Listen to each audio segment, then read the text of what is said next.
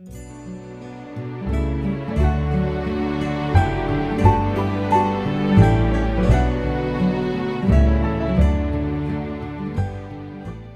bem, vamos dar procedimento. A minha oração é que Deus possa ser de alguma forma glorificado e nós também de alguma forma possamos ser edificados por Ele. A leitura do texto já foi feita e eu queria começar incentivando você a ler o Novo Testamento, a ler os Evangelhos, a ler o livro de Atos, a ler as cartas paulinas, a ler todo o Novo Testamento, fazendo a seguinte pergunta: qual é a natureza da igreja? O que é a igreja? O que é ser igreja? Qual é a função da igreja no mundo? Qual é o propósito da existência da igreja no mundo, dessa comunidade, desse povo formado por pessoas que foram salvas por Cristo Jesus? Eu tenho comigo o seguinte pensamento: se o povo de Deus soubesse qual é a sua natureza, a sua origem, e tivesse a consciência de qual é a sua missão, naquela época não seria necessário que Paulo escrevesse tantas cartas. Porque se você parar para pensar, quando ele escreve as cartas, ele está corrigindo justamente isso. Ele está mostrando quem é o Senhor, Deus, quem é Jesus Cristo, o que é o Evangelho e quais as implicações desse Evangelho na vida desse povo que foi redimido por Deus. Então, eu creio que, eu pretendo pelo menos tentar responder a essas perguntas aqui hoje pela manhã nesse texto que nós vamos meditar. O apóstolo Paulo, ele inicia o segundo capítulo da carta aos Filipenses e ele demonstra que naquilo que diz respeito à adoração ao Senhor, a igreja sempre poderá e deverá crescer mais. Note, ele está falando de adoração, ele está falando de glorificação do nome de Deus. E no que diz respeito à nossa natureza e à nossa missão, existimos então para a glória de Deus. E não há condição de nessa vida nós chegarmos em algum momento onde nós estaremos tão confortáveis a ponto de achar que nós chegamos lá. Não existe nessa realidade da queda, de pecado, a condição de eu me sentir confortável e seguro e com a sensação: cheguei lá, estou tão próximo de Deus que não há nada mais que eu precise trabalhar ou colocar diante dele para ser trabalhado por ele ou transformado na minha vida.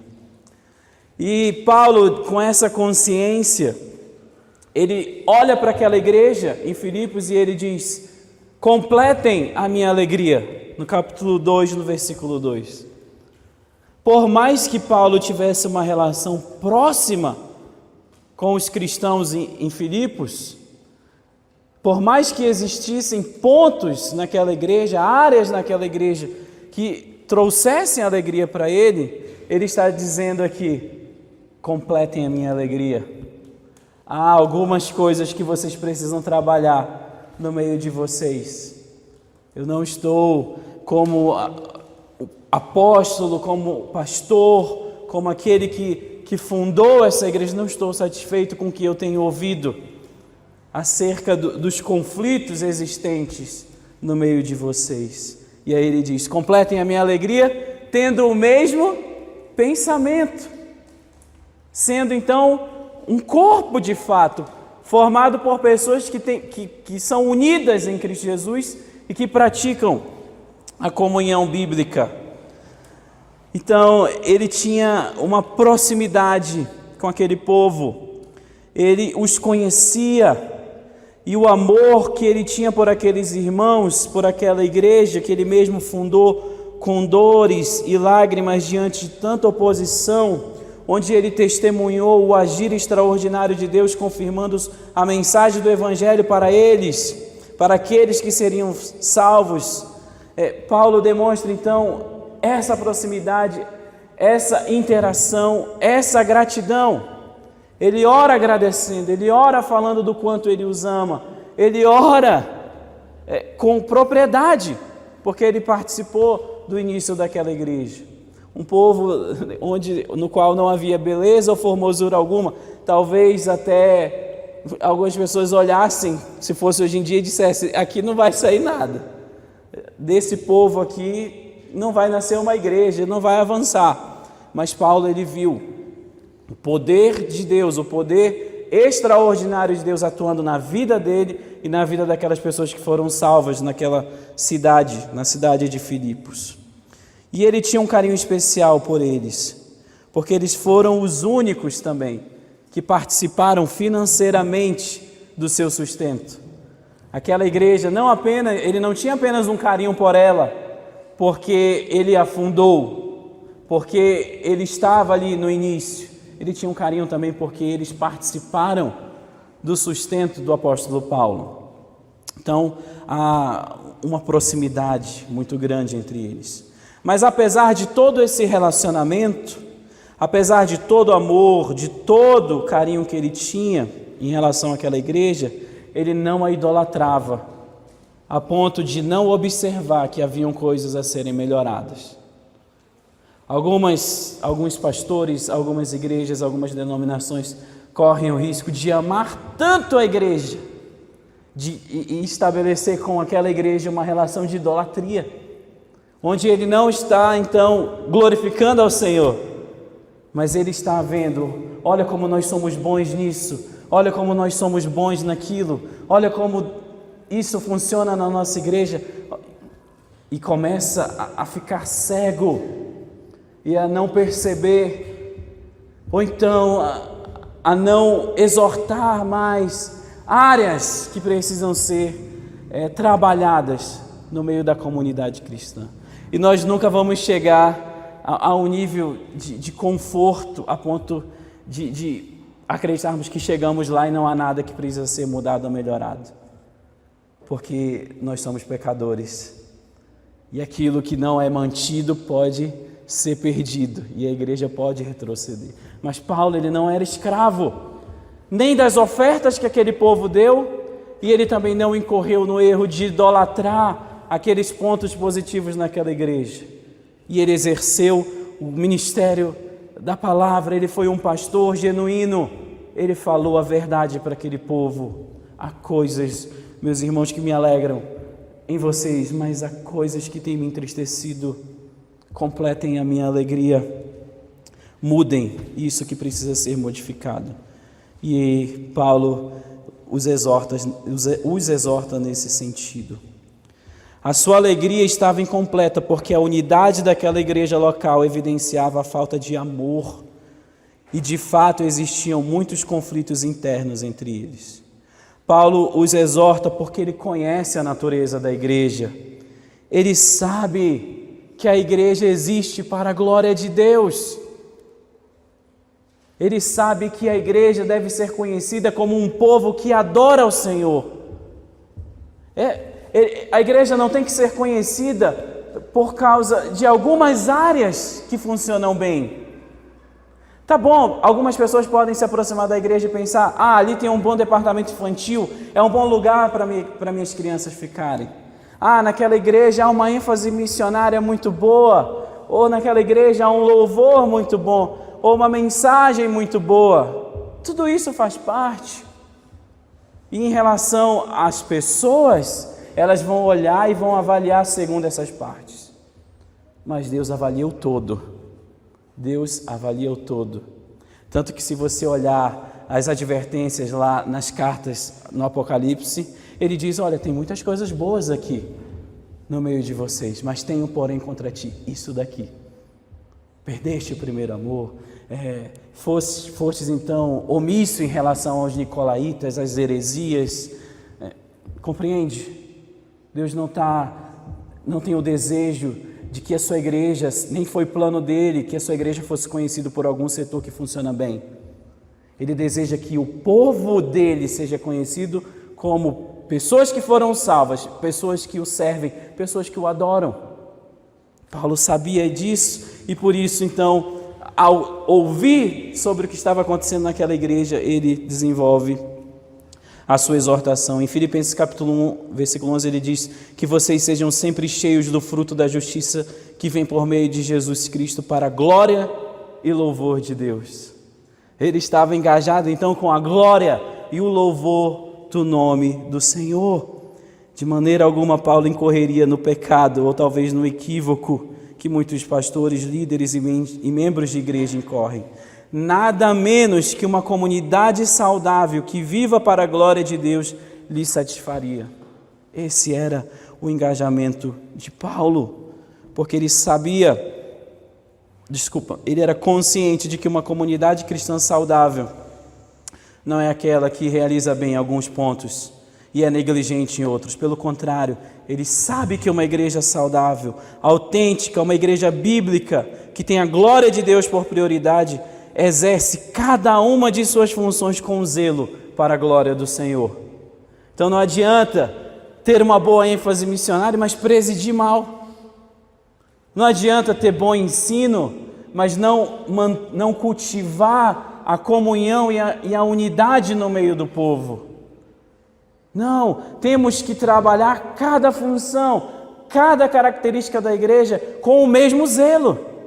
O mesmo zelo com o qual os pastores aqui preparam os seus sermões é o mesmo zelo que eles devem ter para aconselhar, para discipular, para zelar pelo patrimônio, porque tudo isso implica na glória do nome do Senhor. E Paulo sabia disso e por isso ele exortou aqueles crentes em Filipos. Paulo não desejava que a igreja se contentasse em ser conhecida apenas como uma igreja que tem algo que funcione bem, e sim como uma igreja que adora. A ideia central desse texto é a seguinte: a igreja glorifica a Deus, iluminando ao mundo quando cada salvo está engajado no desenvolvimento da sua salvação, ou seja, está engajado com a glória de Deus.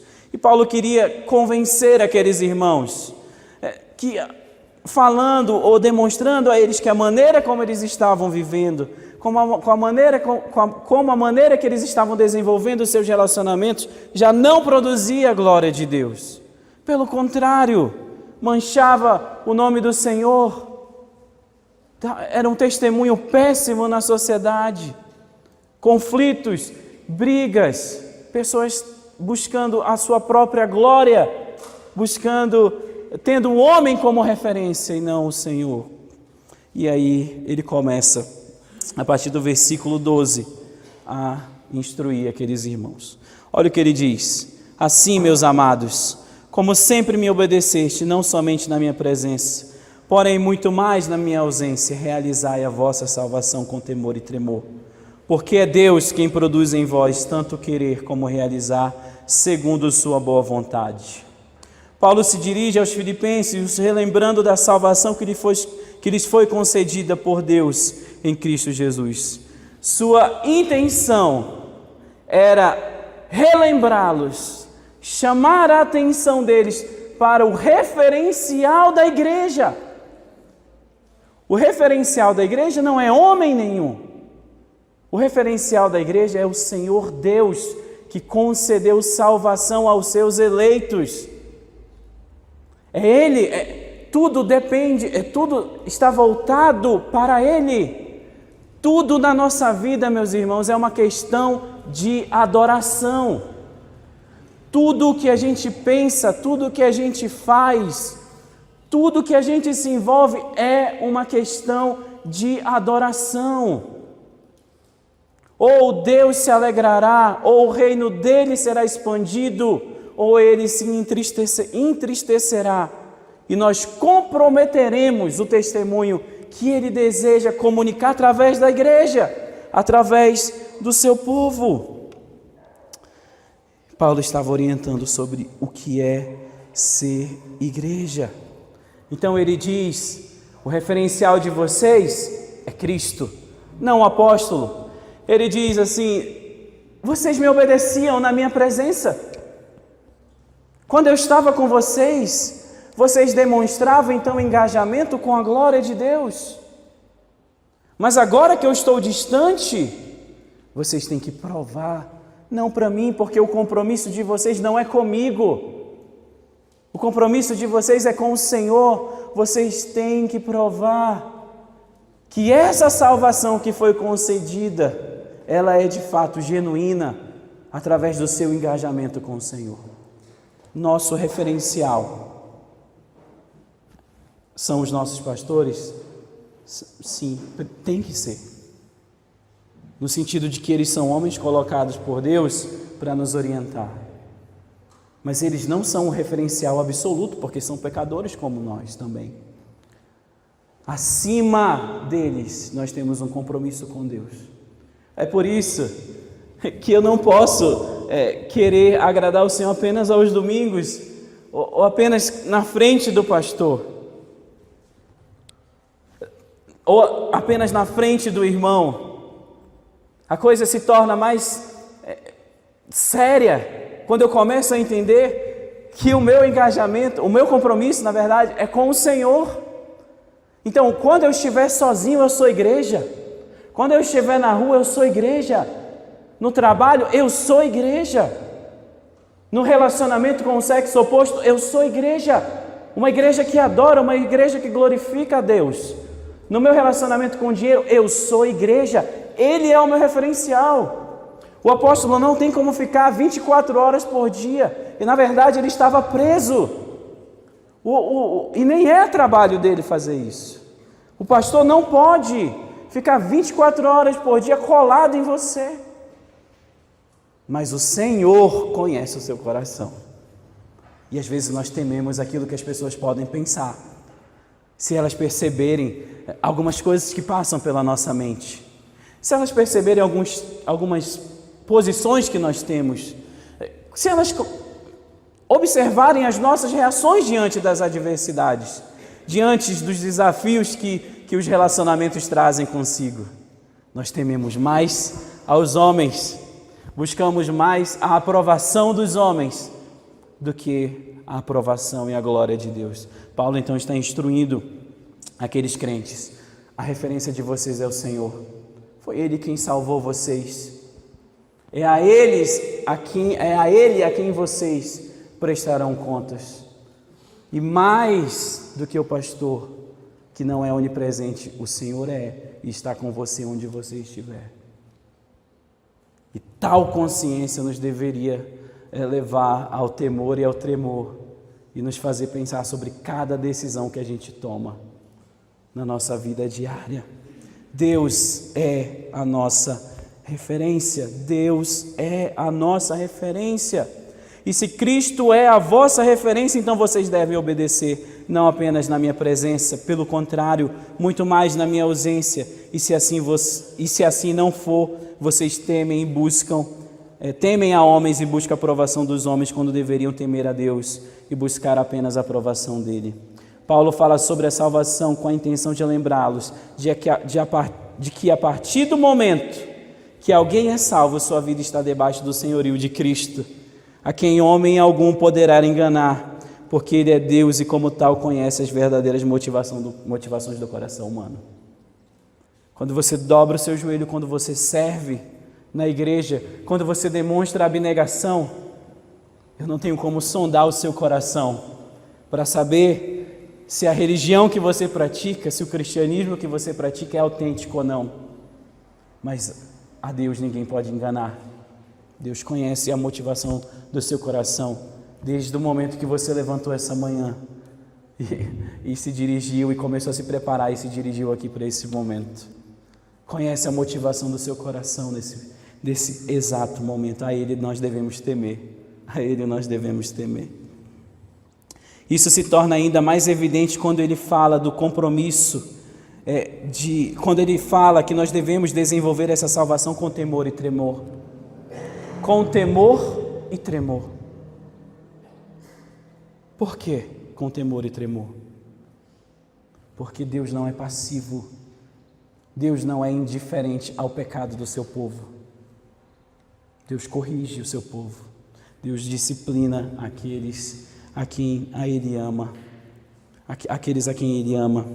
A salvação é um dom de Deus e implica um compromisso de adoração com Ele. Antes da relação na comunidade cristã, da igreja ser uns para com os outros, ou seja, horizontal, ela é de um homem para com Deus, ou seja, ela é vertical. As nossas relações uns com os outros dependem do tipo de relacionamento que nós temos com Deus. Se nós temos um relacionamento agradável ao Senhor, isso vai se refletir na maneira como nós nos relacionamos uns com os outros.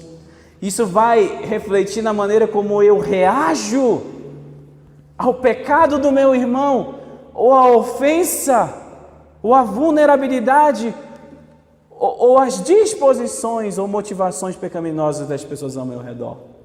Assim também como deve levá-las a terem uma reação que agrada ao Senhor quando elas observarem o pecado que habita em mim também. Quando elas observarem a minha vulnerabilidade, a minha fragilidade. E quando Deus não é nossa referência, e quando essa relação vertical está deficiente, meus irmãos, os conflitos virão, os problemas virão, e as reações pecaminosas seguirão esses problemas cada vez que nós negligenciarmos uma vida de devoção a Deus. É com temor e tremor que eles deveriam desenvolver essa salvação. Quando Deus não é a referência do cristão salvo, a consequência disso será visível nele e em seus relacionamentos com o próximo, especialmente na dinâmica da igreja. Tudo é uma questão de adoração e Deus não divide a sua glória com ninguém. Isaías 42:8 ele diz: eu sou o Senhor, esse é o meu nome, não darei a outra a minha glória, nem a imagens o meu louvor. Se o compromisso, se a razão da existência da igreja, se a razão de você ter sido salvo é a glória de Deus, Deus zela pelo seu nome. Ele não a divide com homem algum. Ele não a divide com ídolo algum. Seja um ídolo do coração, seja uma imagem feita por mãos humanas, ele não divide a sua glória. Assim, um cristão que diz servir a Deus peca porque divide sua glória com homens quando ele busca aprovação e reconhecimento deles, sendo ele um pastor ou não. Paulo desejava, ao afirmar que o cristão deve tremer diante de Deus, comunicar a seriedade com a qual ele deve encarar qualquer pecado em sua vida, especialmente atitudes que maculem a unidade da igreja, o que estava acontecendo lá em Filipos. Apenas com a consciência de que a salvação nos aponta o Senhor como referencial e a certeza de que há consequências quando dividimos a glória que lhe é devida, é que um salvo começará a compreender que a graça, ainda que seja um favor não merecida, não é barata. É equivocado aquele que encara a salvação como uma ação de Deus pontual na vida de alguém. Você está entendendo o que eu estou dizendo? Compreendeu o que eu estou querendo dizer? Deus salvou você. Isso não foi um acontecimento isolado no passado. Isso tem desdobramentos para o resto da sua vida.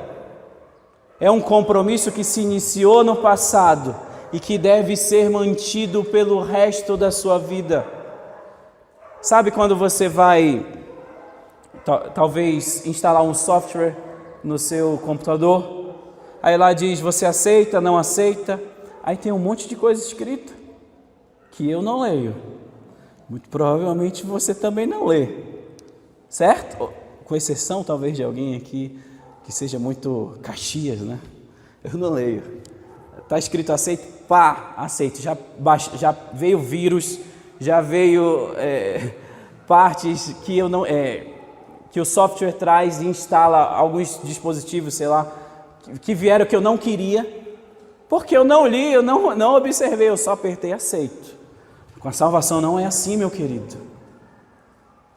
Primeiro que quem gera a vida em você é o Senhor, mas essa vida ela tem declarações de compromisso e você não pode se isentar de conhecer sobre esses compromissos, porque o Senhor, Ele há de provar e avaliar a legitimidade da sua fé. Ele não divide a sua glória com ninguém. E aí é necessário ter consciência de que essa graça não é barata. Nós não fomos salvos para andarmos perdidos agora. Nós não fomos salvos para que nós mesmos sejamos a nossa referência. Nós somos salvos para glorificar a Ele e se submeter ao senhorio de Cristo Jesus. E Paulo faz menção de como essa graça não é barata ao relatar algo sobre Jesus Cristo que foi pregado pelo Alexandre, creio eu. Ele diz: seja a atitude de vocês a mesma de Cristo Jesus, que embora sendo Deus não considerou que o ser igual a Deus era algo a que devia pegar-se, mas esvaziou-se a si mesmo, vindo a ser servo, tornando-se semelhante aos homens, e sendo encontrado em forma humana, humilhou-se a si mesmo e foi obediente até a morte, morte de cruz. Fomos salvos para a obediência ao Senhor. Devemos nos humilhar, devemos nos esvaziar a exemplo de Cristo. Se somos pessoas que amam a glória de Deus, nós devemos nos treinar e nos disciplinar nesse sentido, para que Ele seja, meus irmãos, para que Ele se alegre com o tipo de pensamento que a gente tem no nosso ser, para que Ele, ao olhar como é difícil resistir à tentação de fato, como é difícil encarar os nossos pecados e as nossas fraquezas, mas para que Ele olhe em nós o engajamento com Ele, e no momento da tentação, ainda que prestes a ceder, Ele nos conceda, nós permitamos então que Ele nos conceda do seu recurso, para que tomemos a decisão de amar mais a sua glória do que o nosso prazer, de amar mais a sua glória do que a glória dos homens. A graça não é barata. E acima de tudo, a graça não isenta o salvo de sua responsabilidade diante de Deus. Meus irmãos, muitos repousam sobre a equivocada compreensão da salvação, deturpam o entendimento correto do uma vez salvo, salvo para sempre. Quantos aqui já ouviram essa afirmação? Eu sou salvo, fui salvo já, estou salvo para sempre. E elas usam de maneira pecaminosa essa realidade da salvação para serem libertinas, para serem permissivas, achando que nunca virá uma conta a ser paga pelas vezes que nós abrimos mão dos valores de Deus para nos entregar aos nossos pecados, ou para viver uma vida de negligência, ou uma vida de indiferença ao papel da igreja, ao papel de ser igreja, de dedicar-se à comunhão dos santos. E eu já vi tantas pessoas dizendo: eu sou salvo, e está se embriagando por aí, está na balada por aí, está sonegando imposto, está fofocando. Sabe por quê? Muitas vezes vem só adultério, assassinato, embriaguez como as coisas mais graves do mundo. Mas e a fofoca? E a discórdia? São pecados que geralmente nós não somos tão severos em lutar contra eles no nosso coração. Talvez nós sejamos até duros e severos quando nós percebemos esse pecado na vida do outro. Na vida do outro. Quando nós somos desafiados a olhar para o nosso próprio coração. Se alguém vive na prática do pecado, é perigoso acreditar que uma vez salvo para sempre se aplique a ele. Porque a salvação não é apenas justificação, mas santificação. O cristão é salvo para as boas obras, e quando não há nenhuma evidência de transformação de caráter, ou nenhuma tristeza em relação ao pecado, é sábio aquele que se encontra em tal condição, reconsidere sua profissão de fé. porque um salvo ele realiza, ele desenvolve a sua salvação. Veja bem, se você acredita que é salvo para sempre, mas você vive na prática do pecado, você é indiferente ao pecado no seu coração, não há evidência, então. É perigoso você acreditar que você é uma pessoa salva, que você é uma pessoa regenerada. Porque as suas ações, as suas reações demonstram o contrário.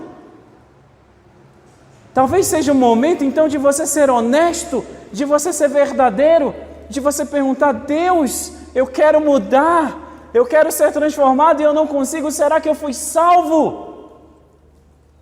O Senhor falou que a minha vida seria transformada, mas eu não estou vendo isso. E eu não quero voltar ao que eu era. Se eu não sou salvo, pelo amor de Deus, me salve. Eu fiz essa pergunta para mim mesmo. Eu duvidei da minha salvação no passado. E eu falei: Deus, não é possível que o Evangelho funcione para tantas pessoas, mas não está funcionando para mim. Eu não consigo superar os meus pecados, eu não consigo ultrapassar essa etapa na minha vida. Se eu não sou salvo, por favor, me salve. E com ajuda, com orientação, eu descobri que eu só era um cristão meio sem vergonha. E Deus concedeu essa graça e transformou minha vida. Então, meus irmãos, é muito perigoso pensar dessa forma. Essas pessoas deturpam o entendimento correto e fomentam o seu pecado. O cristão é salvo para as boas obras. E ele deve, e aquele que é regenerado, ele é seguido por atitudes que evidenciam transformação. Isso é uma forma de o cristão realizar a sua salvação. Quando Paulo afirma que o salvo deve desenvolver essa salvação, ele não faz na ideia de que essa salvação ocorra por algum mérito humano. Por isso devemos compreender adequadamente que essa ordem de Paulo, ainda que implique em alguma responsabilidade humana para com Deus, só é possível porque é Deus quem efetua o querer e o realizar. No versículo 13, quando Paulo afirma que é Deus quem faz isso, ele está se referindo à regeneração que é efetiva no cristão por mérito apenas do Senhor. Note, Paulo não está dizendo desenvolva a sua salvação a partir da sua própria força. Ele está dizendo desenvolva a sua salvação porque Deus já fez o que era necessário para que essa salvação fosse desenvolvida. Nós cremos então em como é conhecido teologicamente, no monergismo, na execução da salvação apenas por Deus. O mérito é dele, ele é quem ativa, ele é quem vivifica, ele é quem regenera o homem. E apenas um homem regenerado pode desenvolver a sua salvação. Não há mérito nisso. Não há mérito nisso para o homem, apenas para Deus. Só poderá desenvolver essa salvação aquele que é salvo. Por isso, alguém que acredita ser salvo para sempre, mas vive na prática do pecado e não demonstra sensibilidade e consciência de sua pecaminosidade, que não evidencia transformação, não pode ser um salvo. Porque aqueles que são regenerados por Deus através da salvação são movidos por Deus para o desenvolvimento dela. Assim, Paulo, ao indicar Deus como referencial, ao mencioná-lo como autor da salvação em Cristo, aquele que deve ser temido, produz esperança no coração daqueles crentes, para que ao refletirem sobre como estavam vivendo, pudessem então retornar a Deus e, expostos a Deus, estivessem também expostos aos seus recursos para o desenvolvimento da sua salvação e, consequentemente, desfrutassem da transformação que vem apenas do Senhor. Saindo então desse status de uma igreja cheia de discórdias, de uma igreja onde as pessoas não se dão bem, de uma igreja onde as pessoas estão competindo uma com as outras quando deveriam estar unidas servindo ao Senhor. Então ele diz: se exponham a Deus e realizem essa salvação que já foi ativada por Deus e evidencie isso no tipo de relacionamento que vocês têm uns com os outros. O desenvolvimento da salvação é um compromisso de adoração ao Senhor, e desenvolver a salvação foi custoso a Cristo e o é também para os seus discípulos. Em Lucas 14, a partir do versículo 25, diz o seguinte: uma grande multidão ia acompanhando Jesus. Este, voltando-se para ela, disse: se alguém vem a mim e ama o seu pai, ama sua mãe, sua mulher, seus filhos, seus irmãos e irmãs, e até a sua própria vida, mais do que a mim, não pode ser meu discípulo. E aquele que não carrega a sua cruz e não me segue, não pode ser meu discípulo. Honestamente, a salvação, se por um lado ela traz conforto e refrigério, por outro lado, ela é um contínuo incômodo. Eu não consigo ver espaço aqui para essa ideia de que uma vez salvo, salvo para sempre, é uma questão de conforto, é um status confortável para a vida do cristão. Ele está dizendo aqui: se eu amo minha mãe, se eu amo meu pai, é pecado amar o pai e a mãe? Não é, mas pode se tornar pecado se esse amor for um amor idólatra. E aí ele está dizendo: se você ama qualquer coisa mais do que a mim, você não é digno de ser chamado meu discípulo. Me diz, é possível se confortar ao ouvir tais palavras? Ele não está dizendo bem assim que pecado é só se embriagar, que pecado só é sexo antes do casamento ou fora do casamento, ou apenas assassinar. Não. Ele está dizendo que as coisas boas da nossa vida, que nós devemos sim desenvolver e cultivar, elas podem se tornar pecaminosas. Até mesmo a oferta que você oferece, a maneira como você se relaciona na igreja, pode ser idólatra. Então, o cristianismo leva o cristão a avaliar continuamente o seu coração e a ter um peso para que ele mesmo não engane a si mesmo. Para que o cristão não engane a si mesmo, acreditando então estar adorando a Deus quando na verdade não está. Então não há conforto, não há espaço para esse descanso. Sim, eu me sinto tão alegre de saber que eu sou uma pessoa salva. Mas essa salvação pesa no meu coração diariamente quando eu percebo a minha inclinação ao pecado. E é nesse sentido, em relação ao nosso pecado, não há descanso, meus irmãos. Não há conforto. Não é possível um cristão estar confortável com essa situação e perceber que não lê a Bíblia, não ora, não é ativo na sua membresia, não é fiel com o compromisso que fez com a igreja local. E estou bem. Está tudo legal. Afinal de contas, eu não estou me drogando, afinal de contas, eu não estou fazendo o que algumas pessoas fazem de tão grave. Mas é indiferente. Não ama aquilo que o Senhor ama. Não busca de maneira determinada se envolver com as coisas que o Senhor quer que os crentes se envolvam. E aí ele diz no versículo 14: fazei todas as coisas sem queixas nem discórdias, para que vos torneis filhos de Deus irrepreensíveis, sinceros e íntegros, no meio de uma geração corrupta e perversa, na qual resplandeceis como luminares no mundo, retendo a palavra da vida, para que no dia de Cristo eu tenha motivo de me orgulhar do fato de que não foi em vão que corri ou trabalhei. Paulo continua sua exortação e progressivamente começa a tratar o problema na igreja em Filipos. Ele é amoroso, ele demonstra graça, mas ele é verdadeiro, ele é honesto. Algumas pessoas dizem bem assim: o pastor, eu quero ser pastoreado. Não sabe o que está pedindo, porque quando chega no gabinete pastoral, ou quando chega com um irmão, um cristão fiel, como conselheiro diante de você, e ele diz: você está pecando nisso, isso daqui não está certo. Meus irmãos, esse é o momento que o seu desejo de ser pastoreado vai ser provado. Eu já aconselhei pessoas que ficavam furiosas, e eu achei que eu seria agredido. A pessoa saía do gabinete com raiva, dizendo: o senhor só me destrói, o senhor só fala do que está errado em mim, não do que está errado nas pessoas ao meu redor. E eu falo: eu estou fazendo o meu papel, você pediu ajuda, e se eu sou alguém que ama a Deus, eu tenho que falar a verdade para você está pecando. E graças a Deus, no início era doloroso, mas alcançamos bons resultados. Eu só vou tirar isso aqui porque eu estou ficando com calor já.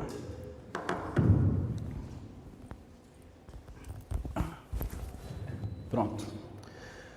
Então, o problema na igreja de Filipos, Paulo, ele começa progressivamente E aí ele fala: olha, está tendo discórdia, está tendo murmuração no meio de vocês, e vocês precisam resolver essas questões.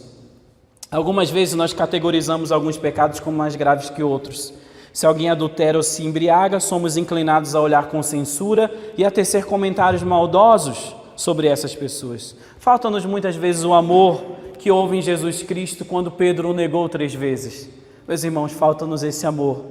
Ao considerar o pecado dos nossos irmãos, falta-nos esse amor. Somos bondosos conosco. Justificamos os nossos pecados. Damos inúmeras razões que dizem bem assim: olha, a minha reação, ela foi errada. Mas aconteceu isso daqui, então é justificável, seja compreensível. Mas quando se trata do pecado do próximo, não, falta amor. E aí, nós somos inclinados a considerar algumas coisas mais pesadas que outras. Só que discórdia e murmuração é um pecado que é muito grave aos olhos do Senhor. Se você ler o livro de Números, capítulo 11, capítulo 13, capítulo 14, você vai perceber que a ira de Deus se acendeu contra o povo. Não porque eles estavam adulterando, não porque eles estavam fazendo coisas graves, sabe por quê? Porque eles murmuraram. Esse evento, eles estavam no limite da terra prometida, tinham sido libertos do Egito, da escravidão. Eles enviam 12 espias. Josué e Calebe voltam com testemunho e com relatório de fé, e os 10 voltam com relatório pessimista, reclamando e murmurando, e todo o povo comprou a ideia dos 10. Então Deus diz, à beira da terra prometida, Ele diz: vocês vão voltar para o deserto, vocês vão ficar 40 anos no deserto, até que todos acima de 20 anos morram. E só esses abaixo de 20 anos é que entrarão na terra prometida, porque vocês estão murmurando, porque vocês estão reclamando. Meus irmãos, o que aconteceu no Antigo Testamento serve como exemplo para nós. Deus não se agrada de queixas, Deus não se agrada de murmurações, e principalmente de murmurações e queixas que geram discórdias no meio da igreja, nos nossos relacionamentos, que produzem divisão. Meus irmãos, se há algo que Deus zela, é pela unidade da igreja. Cristo morreu para que fôssemos unidos. Cristo morreu para que a igreja tivesse comunhão. E nessa comunhão Deus é glorificado. Nessa comunhão nós comunicamos ao mundo que há um Deus que une pessoas pecadoras em uma única causa, em um único propósito, onde essas pessoas pecadoras convivem para a glória de Deus e sabem lidar e resolver os seus problemas quando esses problemas surgem. Veja bem, Deus, discórdia, murmuração são pecados tão sérios e tão graves quanto qualquer outro pecado que a gente condene mais do que estes. Eu sou uma pessoa que tem uma inclinação a me irar, eu sou uma pessoa que tem uma inclinação a murmurar.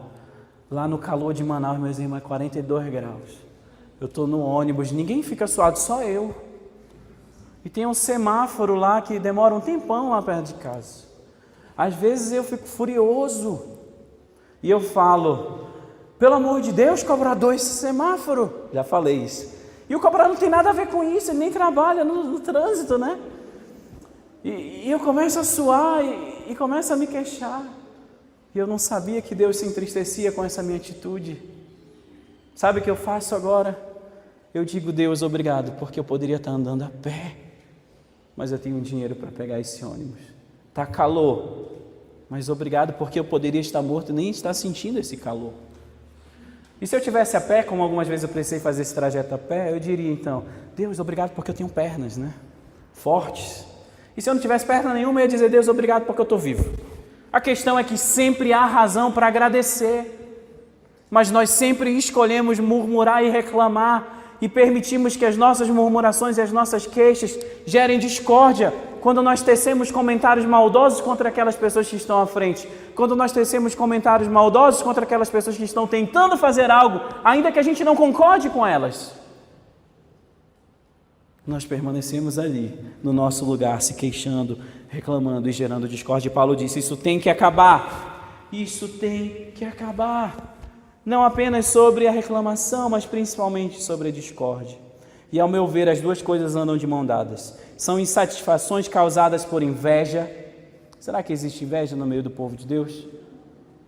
Existe.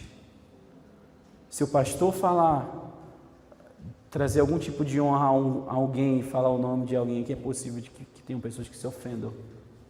Por isso que eu já nem agradeço por nome publicamente, porque eu posso esquecer alguém e aí as pessoas se ofendem, porque no fundo querem ser reconhecidas, no fundo estão buscando a glória dos homens e não a glória de Deus.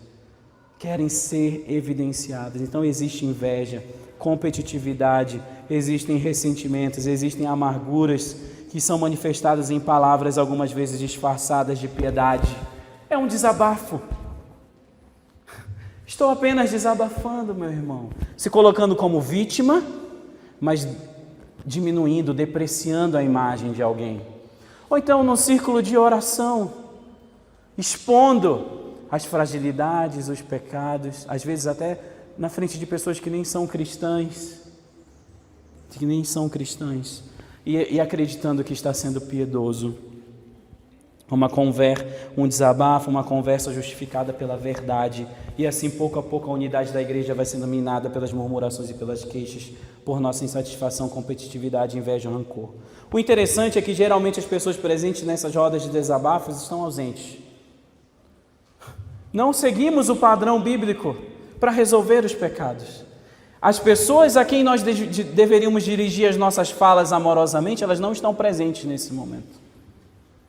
E nós aproveitamos, quando deveríamos procurar as pessoas e resolver nossos problemas de uma maneira agradável ao Senhor. Primeira coisa que deve então ficar claro é que se trata de um pecado grave aos olhos de Deus, mancha a unidade da igreja. Segundo, é um pecado contra a igreja e sobretudo é um pecado porque quem o faz demonstra viver segundo a vaidade dos seus próprios pensamentos, não praticando a orientação bíblica para a resolução de conflitos e para o confronto bíblico. As queixas e discórdias não devem ser praticadas por serem pecados, mas principalmente porque mancha o testemunho da igreja na sociedade. Leia Efésios 2,7 comigo, para mostrar nas eras que hão de vir a incomparável riqueza de sua graça, demonstrada em sua bondade para conosco em Cristo Jesus.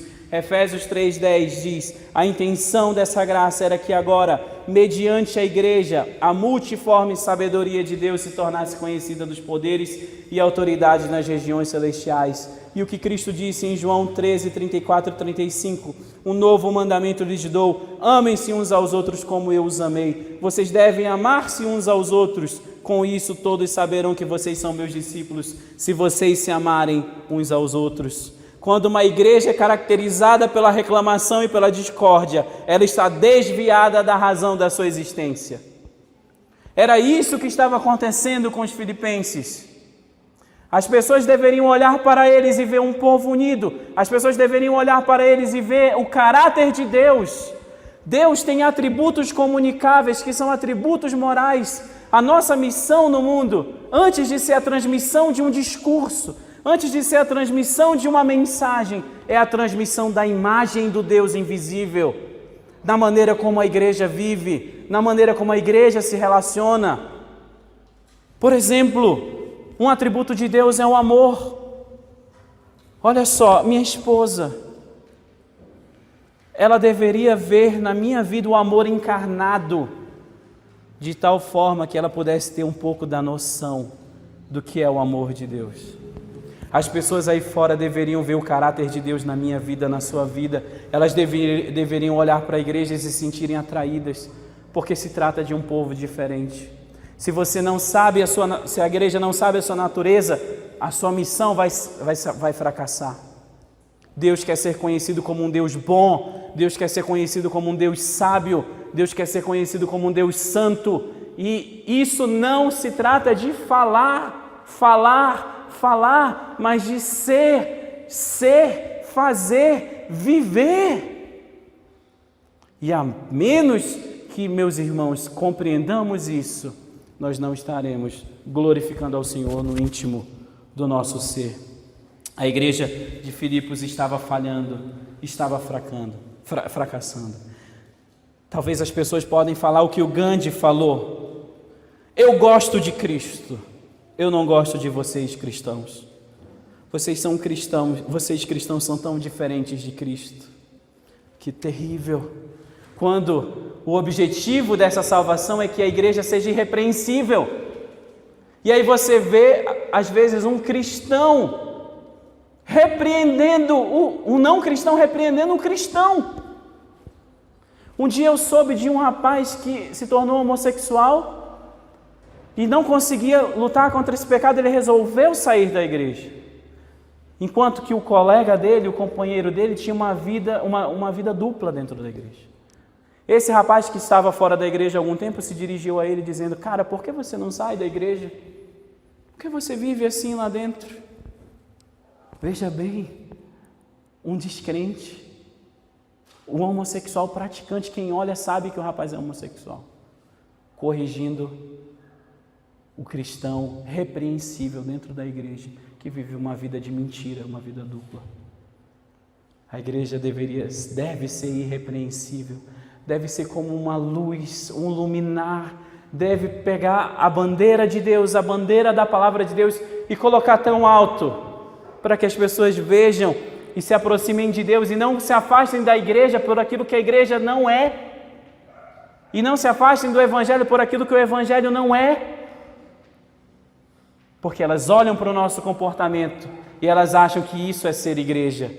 E elas começam a desprezar o Senhor. Nos tornamos repreensíveis e não marcamos o mundo. Não nos tornamos luminares, a nossa bandeira não é levada. E o trabalho pastoral é vão. E assim igrejas têm fechado, igrejas têm dividido. E Paulo não queria que o seu trabalho se tornasse inútil naquela congregação. E no versículo 17 e 18 ele diz: ainda que eu seja derramado como libação sobre sacrifício e serviço da vossa fé, alegro-me e congratulo com todos vós, e também pela mesma razão alegrai-vos e congratulai-vos comigo. Ele está dizendo aqui o seguinte: estou disposto a me sacrificar, vale a pena cada sacrifício, por causa da glória do Senhor, não por causa de mim, mas por causa daquele que me salvou, daquele que é real. Eu estou disposto a me sacrificar, a ir até a última consequência por amor ao Senhor, porque Ele foi até a última consequência por amor à igreja. Ele morreu, Ele foi obediente até a morte de cruz. E Paulo exorta e fala para os filipenses: esforcem-se, imitem o meu exemplo de sacrifício. Eu estou diante talvez da morte, eu estou preso, mas o meu esforço vale a pena pela glória de Deus. Se alguém está desenvolvendo sua salvação aqui, ele necessariamente deve estar consciente de que Deus sonda os corações e assim conhece prova a motivação de sua adoração em qualquer ação feita. Se alguém está desenvolvendo a sua salvação, ele necessariamente tem uma vida marcada pela gratidão. Meu irmão, você é uma pessoa grata. As pessoas aí fora, os não cristãos na sua família, reconhecem você como uma pessoa grata? Ou você é a encarnação da reclamação? Você é conhecido pelo seu pecado? Sabe, eu já andei em várias igrejas e eu acho que só deve ter pessoas assim lá na igreja de Manaus, né? Às vezes a gente olha determinada pessoa e diz, algumas pessoas dizem: chegou o irmão reclamação, chegou o irmão contenda. Na época de juventude a gente apelidou uma amiga, uma irmã nossa, de contenda. E aí, contenda? Ela ficava muito chateada. E a gente estava pecando, né? Mas era divertido. Mas a gente pediu perdão para ela. Por quê? Porque ela estava pronta para brigar. Contender. Você é uma pessoa grata? Você agradece? Veja bem, a gratidão, ela é potencializada no meio da adversidade. É no meio do conflito e das dificuldades que surgem no meio da igreja que a gratidão a Deus deve ser manifestada mais ainda. É quando eu não tenho razões legítimas para agradecer, mas eu me disponho a louvar e engrandecer o nome do Senhor apesar das circunstâncias ao meu redor. Se alguém está desenvolvendo sua salvação, essa pessoa é uma pessoa grata. Se alguém está desenvolvendo sua salvação, essa pessoa coleciona bons relacionamentos. Meus irmãos, quantos relacionamentos quebrados você tem colecionado? Não é possível. Eu acho muito difícil quando uma pessoa diz bem assim que o problema é sempre os outros.